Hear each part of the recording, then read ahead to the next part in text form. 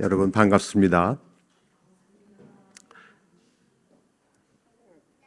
몇 년 만에 오랜만에 박강민 목사님을 만나고 또 사모님도 같이 만났는데 박강민 목사님이 사모님에게 제 얘기를 하면서 저는 한국말보다 영어를 더 잘하는 사람이라고 얘기를 하셨대요. 그러니까 제가 오늘 한국말을 잘 못하면은 이해하고 이제 들어주시면 좋겠습니다. 네. 제가 만 17살 돼서 미국으로 저희 가족이 이민을 갔는데 그게 정확하게 50년 전이에요. 그래서 미국에서 고등학교 2학년 다니고 대학교 다니고 대학원 다니고 박사학위 하고 목회도 하고 한국교회에서도 목회하고 미국교회에서도 목회하고 그다음에 신학교 교수 한 지가 지금 한 29년 된 것 같아요. 네. 여러분은 축복받으신 분인 것 아세요? 왜 축복받은 분인지 아세요? 제가 무슨 말 하려고 그러는지 아세요? 여러분은 박강민 목사님, 담임 목사님과 같이 사역을 하시기 때문에 축복받으신 분이라고 생각을 해요. 다 그렇게 생각하시니까 제가 얘기할 필요가 없겠네요. 네. 제가 아는 박강민 목사님은 굉장히 젠틀하시고 아주 총명하세요. 그 사모님도 그러시더라고요. 아주자 퍼시픽 대학교에서 먼저 유학을 가셨었는데 거기서 누구보다도 빨리 학위를 마치고 졸업을 하셨대요. 그래서 너무나 고마웠었다고 사모님이 그러시더라고요. 그 클레어먼트 신학대학원에서도 목회학 박사 과정을 마치셨는데 지체하지 않고 끝내야 될 시간에 끝내셨는데 끝내시기만 한 것이 아니라 공부를 그렇게 잘하셨어요. 그래서 졸업식에 가면은 각 학위마다 공부 제일 잘한 사람 한 명을 뽑아서 총장 상을 줍니다. 그런데 박강민 목사님이 졸업하시던 그 해에 총장상을 받은 사람이 누구냐? 박강민 목사님이었어요. 그건 모르셨죠? 네. 그래서 굉장히 총명하시고 겸손하시고 소통을 잘하시고 그래서 제가 사모님한테 여쭤봤어요. 조금 전에. 제 말이 맞죠? 그러니까 사모님 하시는 얘기가 노력하고 있어요. 하시더라고요. 여러분, 오늘 또 왜 여러분에게 좋은 날이냐면, 제가 저한테 설교를 부탁하셨고, 또, 재직 헌신 예배라 하셔서 몇 시에 예배를 보세요? 했더니 8시 반부터 예배를 보신다고 그래요. 그래서 제가 설교를 하면 한 30분 하거든요. 몇 시에 끝나냐고는 제가 안 물어봤어요. 그래서 여기 와서 여쭤보니까 10시까지 예배를 보신다고 그래요. 그래서 여러분 오늘 집에 일찍 가시면 그건 제가 몇 시에 예배를 끝나는지 여쭤보지 않아서 그런 거거든요. 네. 그래서 시간이 남아서 여러분에게 좋으시다면 그거는 또 그 시간에 유익한 무엇을 하라고 하나님이 주시는 시간의 선물이라고 생각하실 수 있으면 좋겠습니다. 이 이야기가 실화라고 하는데 뭐 사실인지 아닌지 제가 확인할 길이 없어요. 미국 애리조나에 90이 된 어떤 노모가 살고 계셨는데 아직도 정정하셔서 운전도 직접 하고 이렇게 다니신다는 겁니다. 아들이 둘이 있다고 하니까 아들도 노인이죠, 사실은. 아들이 둘이 있는데 아들들에게 폐를 끼치고 싶지 않아서 혼자 살면서 반찬거리 사는 일, 뭐 요리하는 일, 뭐 하는 일 모두 다 손수 다 하셨다는 거예요. 아들 두 분이 분별력이 별로 안 좋으셨던 것 같아요. 제 생각에는. 애리조나에도 범죄 사건이 많이 일어나니까 두 아들이 어머니에게 권총을 사주자는 결정을 했답니다. 이 권총 얘기를 하면 어떤 분들은 굉장히 경직하시더라고요. 이거 그렇게 심각한 거 아니까 너무 긴장하지 마세요. 한국에서는 곤충을 살 수 없지만 미국에서는 곤충을 비교적 쉽게 사죠. 곤충을 사들이고 곤충 사용법 훈련까지 받도록 했대요. 그 후로 이 노인께서는 곤충을 자기 손가방에 넣고 다니셨어요. 하루는 이분께서 식료품 쇼핑을 하고 집에 돌아가기 위해 본인의 차를 향해 걸어가는 겁니다. 그런데 자기 차 다 왔는데 어떤 낯선 두 사람이 이분 차에 앉아 있는 거예요, 앞자리에. 그래서 이분이 드디어 올 곳이 왔구나. 노인의 가슴이 그냥 쾅쾅 뛰는 거예요. 손가방에서 곤충을 꺼내서 들고 차 가까이 가서 소리쳤다는 거예요. 당장 내려! 안 내리면 쏜다! 한국말로 한 게 아니라 영어로 했겠죠. 갑작스럽게 이 노인의 고함을 듣고 정체불명의 두 괴한이 차에서 허겁지겁 내려서 도망을 갔다는 겁니다. 이 노인이 놀란 마음을 진정시키고 차에 앉아서 열쇠를 꺼내 발동을 걸려고 하는데 이 열쇠가 열쇠 구멍에 들어가질 않는 거예요. 이상해서 유심히 살펴봤더니 자기 차가 아니더라는 겁니다. 두 남자 찾아서 사과하고 싶은데 벌써 사라져버려 사과할 수 없었다는 얘기예요. 연세 많으신 분들 흉보기 위해서 제가 하는 얘기는 아니에요. 물론 우리 삶이 또 우리의 신앙이 이 이야기와 흡사한 때가 많이 있다는 것을 깨닫게 됐어요. 나는 확실히 알고 있다고 생각했었는데 나중에 알고 보니까 제가 잘못 알고 있는 겁니다. 나는 분명히 하나님을 잘 믿고 잘 알고 내 신앙에는 잘못된 것이 하나도 없다고 믿고 사는데 나는 이만하면 됐어 하는 마음으로 살고 있었는데 시간이 지나가면서 보니까 내가 잘못 알고 잘못 믿고 있었다는 것을 깨닫게 되는 거예요. 그래서 내 신앙에 대해서 우리가 결코 자부해서는 안 되겠다 하는 그런 생각을 했어요. 내 신앙을 늘 살펴보고 반성하고 하나님을 더욱더 잘 알 수 있도록 우리가 해야 되겠죠. 그렇게 하기 위해서 성경을 읽고 묵상하는 것이고 우리가 매 주일 예배에 참석하고 금요 집회 설교 말씀을 듣는 것 아닙니까? 재직 헌신 예배를 오늘 드린다고 했는데 재직 여러분 특별히 모두 우리의 신앙을 살펴보고 반성하고 하나님을 더욱더 잘 알 수 있도록 지도자로서 본이 될 수 있는 여러분 또 이 한 해 될 수 있기를 바라요. 오늘 로마서 6장 1절부터 11절을 저희들이 같이 읽었습니다. 저는 로마서를 공부하면 공부할수록 그런 생각이 들어요.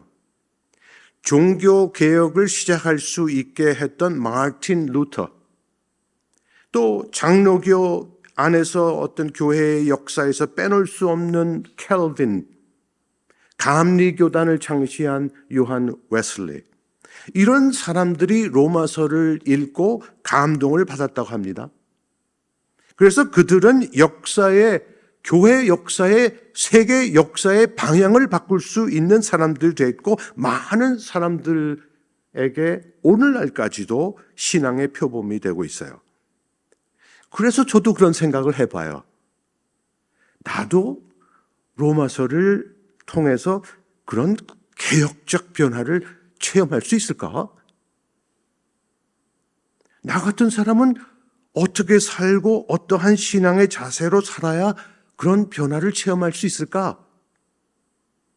그리고 오늘 이 말씀을 여러분과 함께 나누면서 하나님께서 오늘 우리와 함께 계셔서 우리 모두가 인생을 살면서 필요로 하는 삶의 원동력을 얻고 또 삶의 길잡이가 되시는 주님을 우리 마음속에 모셔드리고 신앙에 확신이 없는 이들은 확고부동한 신앙의 확신을 얻는 이 시간이 될 수 있을까?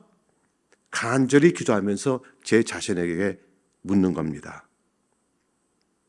로마서 6장 1절부터 11절의 말씀, 그 말씀에는 기독교의 진정한 세례의 의미가 담겨져 있어요. 기독교의 가장 기본적이며 핵심적인 말씀이 여기에 담겨져 있어요. 이걸 요약을 하면 참 그리스도인이 되는 것은 참 세례를 받는 것인데, 참 세례란 그리스도와 함께 죄에 대해 죽어서 그리스도와 함께 새 생명으로 부활하여 연합하는 것이라는 거예요. 그리고 이제는 하나님이 원하시는 의로운 삶을 사는 것이 참 세례의 의미라는 겁니다. 죄에 대해 죽는다고 했는데 그 의미를 좀 더 우리가 생각해 보겠어요. 훌륭한 신앙인이 되기 위해서는 죽음에 대해서 민감해야 됩니다. 클레먼트 신학대학원의 전 총장님이 제리 캠벌이라고 하는 총장님이 계셨어요. 한 10년쯤에 그분이 이제 은퇴하시고 텍사스 시골에 아주 큰 땅값이 싸니까 말이죠. 거기는 큰 이런 렌치를 사서 거기서 아직도 살고 계신데 이제는 80세가 넘으셨죠. 이분은 태어나서부터 심장 문제가 있었어요. 심장 문제가 있어서 9살이었을 때 심장 수술을 제일 먼저 했고 68세가 되기까지 심장 수술을 9번을 받았다는 겁니다. 은퇴하고 나서 또 심장 수술을 하셨는지 그건 제가 모르겠어요. 이분은 심장에 문제가 있어서 어릴 때부터 달리기를 한 번도 못 해본 사람이에요. 이 상상이 되세요? 어릴 때부터 달리기를 한 번도 못한 사람이에요. 심한 운동을 할 수가 없습니다. 이분하고 학교 일로 한국에 여러 번 출장을 왔어요. 그리고 이분을 보면서 제가 배운 것이 많이 있지만 그 중에 하나가 이분은 작은 일에 연연하지 않아요. 어떻게 사람이 이렇게 침착할 수 있을까? 궁금해서 제가 비행기를 타고 왔다 갔다 하면서 그분에게 제가 물어봤어요. 그랬더니 그분이 자기 심장에 문제가 있다는 것을 얘기해 주고 심장 수술을 그 나이가 되기까지 9번 받았다고 얘기를 해줘요. 그러면서 하는 얘기가 어렸을 때부터 내가 언제라도 죽을 수 있다는 가능성이 있으니까 하루하루가 하나님이 주시는 선물로 알고 아직 살고 있다는 겁니다. 매일매일 살면서 이분의 목표는 오늘 누구에게 기쁨을 안겨줄 수 있을까? 그것이 삶의 목표래요. 내가 언제라도 죽을 수 있다는 가능성을 가지고 사니까 작은 일에 연연하지 않는다는 겁니다. 그래서 나는 큰 일, 중요한 일에만 집중하고 작은 일은 너무 심각하게 생각하지 않기로 했습니다. 라고 그렇게 얘기를 하더라고요. 여러분 한번 그런 생각을 해보세요. 의사 선생님이 여러분 건강 진단을 하고 나서 여러분에게 그렇게 얘기하는 겁니다. 이제 당신은 불치병에 걸렸습니다. 아마도 한 10년 사실 수 있을 것 같아요. 여러분이 지금부터 얼마나 오래 살 것인지 확실히 알고 있다면 여러분의 삶에는 어떤 변화가 일어날까요? 10년이라는 세월이 너무 길다고 생각되면 반으로 줄여보세요. 아니면 더 줄여서 내 인생에 남은 시간이 1년 아니면 2-3 달이라고 생각을 해보세요. 여러분의 삶에는 어떤 변화가 있을까요? 수년 전에 감리교 신학대학교의 목회상담 교수였던 안성모 교수라는 분이 있었는데 그분이 이런 시한부 인생을 살고 있었어요. 폐암으로 약물 치료를 하는데 2번째 약물 치료를 합니다. 그런데 그 경과가 좋지 않은 거예요. 병원에서 간호사들이 완쾌할 거예요, 용기를 내세요 라고 얘기를 안 하더래요. 남은 생을 고통 없이 사셔야죠, 그렇게 얘기하더랍니다. 감사의 조건들을 떠올리면서 이분이 글을 쓰고 있다고 하면서 시골에서 자란 것 감사하고 한 학자의 가정에서 자란 것 감사하고 작은 일들에 대해서 감사하고 지나온 삶의 여정에 감사하는 이러한 글을 페이스북에 올린 것을 제가 인상 깊게 읽었어요. 내가 시한부 삶을 살고 있기 때문에 나의 삶이 내가 지금 느끼고 생각하고 바라는 행동들이 바뀌었다고 얘기를 해요. 그렇게 안성모 교수가 글을 썼어요.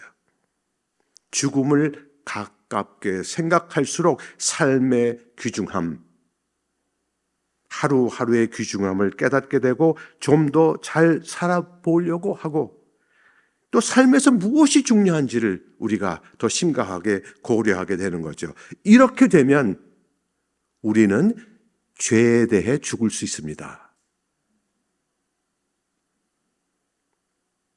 내가 평소에 그렇게 미워하던 사람도 내가 다음 주에 죽을 거야 하면 말이죠, 사랑할 수 있을 것 같아요? 제 생각에는 그거 못하겠어요? 나에게 그렇게 못되게 굴던 그 사람도 이해할 수 있는 관대함이 생기고, 그렇게 중요하게 생각했던 어떤 물질적 풍요함 또는 허위 의식들이 중요하지 않게 될 거라 저는 믿어요. 하루하루 시간에서 사랑과 자비와 용서와 관대함을 경험하는 일들을 더 많이 할 수 있을 것 같습니다.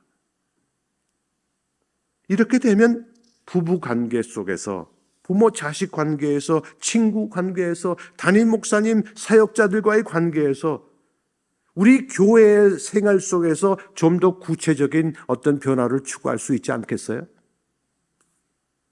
이것이 바로 죄에 대해 죽고 그리스도 예수와 함께 부활한 사람들이 누릴 수 있는 변화된 세례의 역사라고 저는 믿어요.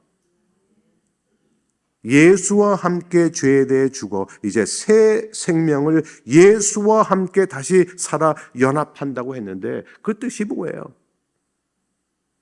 그 뜻은 우리의 매일매일의 삶에서 죄에 대해 죽었기 때문에 이제 구체적으로 사랑과 자비와 용서와 관대와 인내를 향한 변화를 우리가 경험할 수 있다는 겁니다. 이러한 변화는 관계 속에서 우리가 실천을 하는 것 아니에요. 관계 속에서 이러한 변화를 경험해요. 이것이 세례에 대한 진정한 의미입니다. 이렇게 기독교의 세례라고 하는 것은 죽음과 부활과 연결되어 있죠. 기독교 신앙과 신학의 가장 기본적이고 핵심적인 우리가 가르치는 것들이 이거죠. 중년 부부가 있었어요. 다가오는 화요일이 남편의 생일이에요. 그래서 남편의 생일 선물을 사주려고 그 전 수요일에 아내가 쇼핑을 갔어요. 그래서 남편 선물을 샀어요. 그런데 남편의 생일 전날 월요일에 그 남편이 심장마비로 사망했습니다. 제가 목회했던 LA 연합 감리교회 교인이었던 중년 부부에게 일어났던 일이에요. 숨을 거둔 남편을 바라보면서 아내가 그래요. 내일이 내 남편 생일인데, 내일이 내 남편 생일인데 하고 우는 겁니다. 남편을 위한 생일 선물도 당연히 중요합니다. 그런데 이 아내의 말을 들어보니까 남편을 조금 더 따뜻하게 대해주지 못했던 것을 후회하는 거예요. 어제 남편에게 왜 내가 그렇게 쌀쌀하게 대했을까 후회하는 겁니다.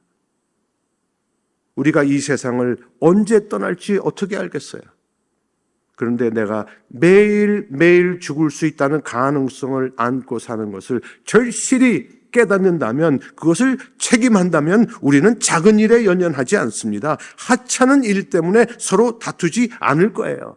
가정에서, 교회 재직들 사이에서, 또 목사님과의 관계에서도 우리는 좀 더 관대하고 인내하고 사랑하고 용서할 수 있을 거예요. 이런 것들이 가장 중요한 것들 아닙니까? 우리의 관계에서. 세례를 받아 죄에 대해 죽고 부활해서 그리스도와 함께 연합한 사람의 모습이 이러한 모습이죠.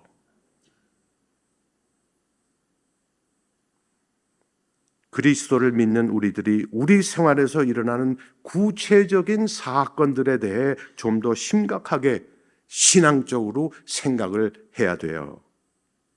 신앙은 교회에 와서 1시간 예배를 드리면서 참여하는 어떤 의식만이 아니지 않습니까? 신앙은 교회에 정성스럽게 준비해서 우리가 준비해온 헌금을 바치는 것만이 아니지 않습니까? 이러한 신앙의 모습은 참 귀한 모습이지만 그것보다도 더 중요한 것은 참된 신앙은 우리의 삶에서 좀 더 사랑하고 용서하고 관대하고 인내하는 사람이 되는 거죠. 이러한 모습이 자연스럽게 좋은 습관으로 만들어질 수 있게 하기 위해서 우리는 매주 예배에 참석하는 것이고 헌금을 하는 것이고 성경을 읽는 것이고 기도와 찬송을 하는 것이지 않습니까? 제가 속한 교단 연회에 다널드 쿡이라고 하는 미국 목사님이 계셨었어요. 수년 전에 돌아가셨어요. 이분이 은퇴하기 전이었는데 건강 진단을 받으러 갔습니다. 의사가 전립선 암이라고 해요.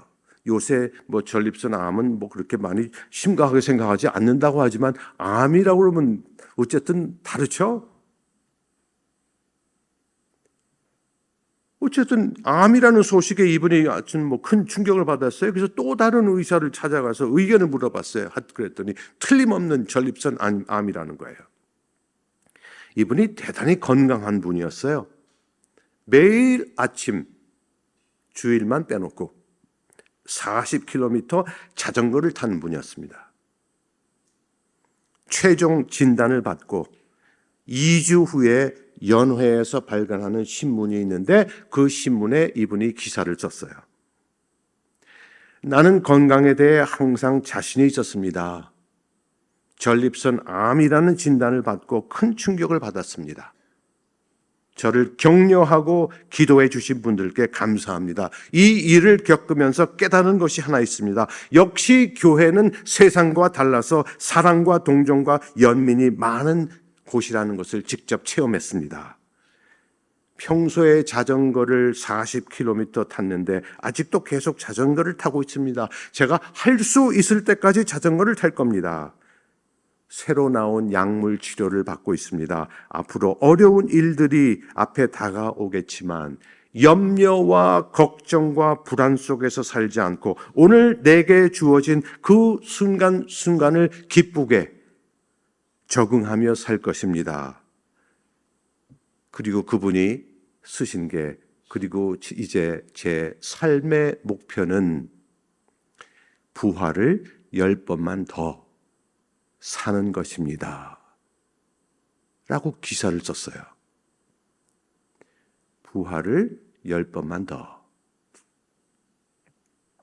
이 말씀을 깊이 생각하면서 오늘 읽어드린 로마서의 말씀을 또 다시 생각해 봤어요. 우리가 10년이라는 시간을 사는데 10년이라는 달력의 시간을 사는 것이 아니라 매년 돌아오는 부활의 역사를 체험하고 살겠다는 겁니다. 오고 또 오는 부활절을 소위 교회의 절기로 지키고 지나가는 삶을 살겠다는 것이 아니라 죄에 대해 죽어 그리스도와 함께 부활하여 그리스도와 함께 새 생명에 연합하는 삶을 매년 10번 10해 더 살겠다는 거예요. 앞으로 다가올 부활절이 예배와 의식으로 끝나는 10번의 사건에 불과한 것이 아니라 부활절이 올 때마다 아마 이분은 암에 걸렸기 때문에 그럴지 모르죠. 정말 피를 흘리고 몸의 한 부위를 도려내고 뼈를 갉아내어 이룩하는 죽음으로부터 부활하는 그런 삶을 살겠다는 거예요. 제가 10개월 전에 고관절 뼈 교체 수술을 했어요. 이 영어로 다 얘기하면 그냥 hip bone replacement surgery로 해서 엉덩이 뼈를 이제 그렇게 교체한다고 그러는데, 수술실에 들어가는데 제가 할 수 있는 것이 아무것도 없어요. 제가 할 수 있는 것이 아무것도 없어요. 내 생명을 남에게 전적으로 맡기는 겁니다. 엉덩이 뼈가 이렇게 넓적하게 되어 있는데 거기 이렇게 소켓 같이 이렇게 되어 있잖아요. 고관절 뼈가 이렇게 올라와서 이렇게 굽어가지고 이렇게 여기 속에 들어가서 이게 꼭 공같이 이게 돌아가잖아요. 이게 건강하면 이래야 되는데 말이죠. 이게 문제가 된 거예요. 전기톱 가지고 이걸 잘라요. 여기를 잘라서 이걸 걷어내고 쇠로 된 그것을 여기다가 망치로 때려 박아 넣습니다. 그리고 이 끝에는 플라스틱이에요. 엉덩이 뼈에 소켓가 있는 것을 갈거 다 냅니다. 그리고 여기다가 또 쇠로 된 소켓을 나사로다가 그걸 박아요. 이런 수술 경험을 하면서 부활을 10번만 더라고 말한 이 단 쿡 목사님의 이야기가 기억나더라고요. 제가 앞으로 몇 년을 더 살게 될지 모르지만 앞으로 매년 다가오는 부활절을 맞이할 때마다 나도 부활을 10번만 더 살겠다는 신념으로 살아야겠다고 저도 결심했습니다.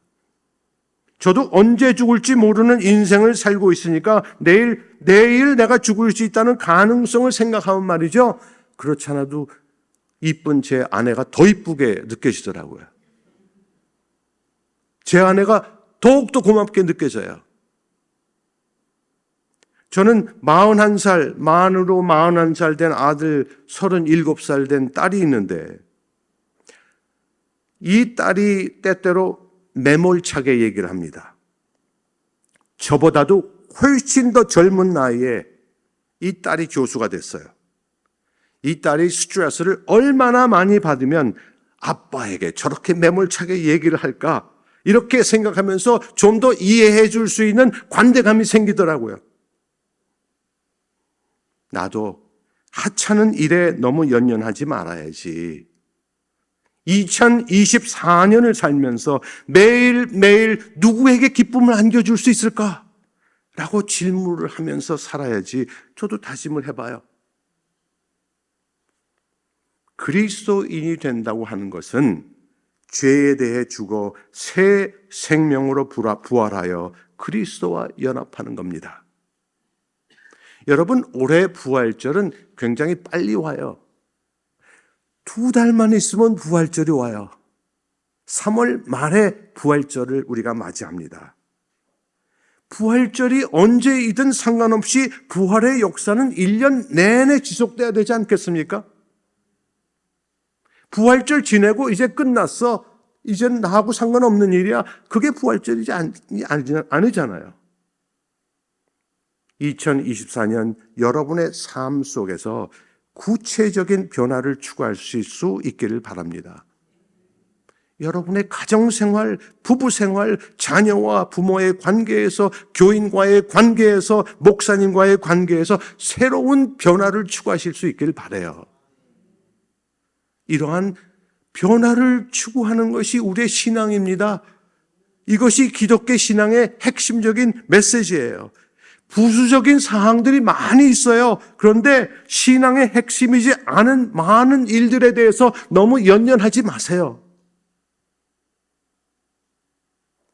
부활을 10번만 더라는 말씀 속에 담긴 확고부동한 신앙의 자세와 인생의 결단을 경험할 수 있는 일신교회 우리 재직 여러분, 또 여러분 모두 다 또 저 함께 그렇게 될 수 있기를 우리 주 예수 그리스도의 이름으로 간절히 기도합니다.